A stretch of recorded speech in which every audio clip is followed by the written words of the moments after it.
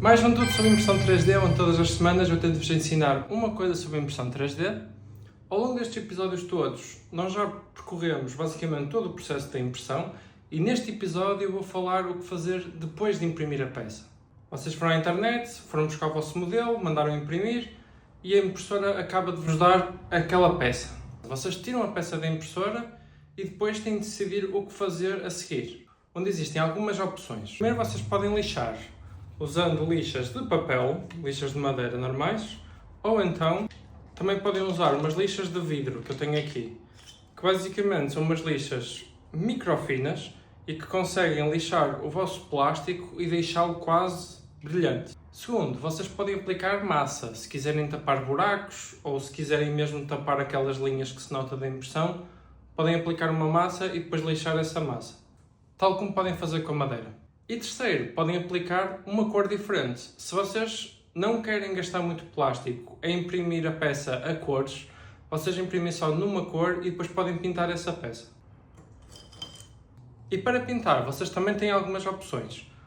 Usem sempre tinta acrílica, mas na tinta acrílica vocês podem usar estas daqui de tubinho, que depois vocês pintam com os pincéis.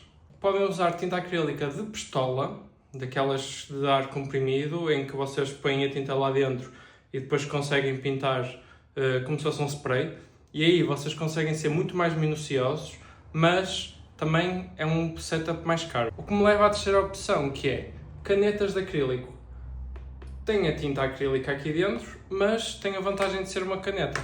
E vocês conseguem ser muito mais minuciosos e conseguem pintar especificamente onde vocês querem. Esta aqui tem uma ponteira um bocadinho grossa, mas vocês conseguem gastar um bocadinho mais de dinheiro e comprar umas com ponta fina e conseguem ser muito mais específicos onde vocês querem pintar. E isto poupa imenso plástico, porque em vez de estar a gastar imenso plástico de cores diferentes para fazer um objeto, vocês usam só um tipo de cor e depois pintam as cores que querem, o que vos dá muito mais opções. Mas claro que não vai ficar tão perfeitinho quanto se fosse uma impressora a imprimir com plásticos de cores diferentes. E depois da tinta, vocês ainda podem aplicar um verniz acrílico também para selar a tinta e garantir que a peça vai ficar sempre daquela maneira, mesmo se levar com água ou com elementos da natureza. Vou-vos deixar aqui com alguns exemplos de pinturas que já fizemos, muito experimental, mas digam-me aí o que é que acharam nos comentários e sigam se quiserem ver mais conteúdo sobre impressão 3D, madeiras, upcycling, tudo que seja criativo. Até já!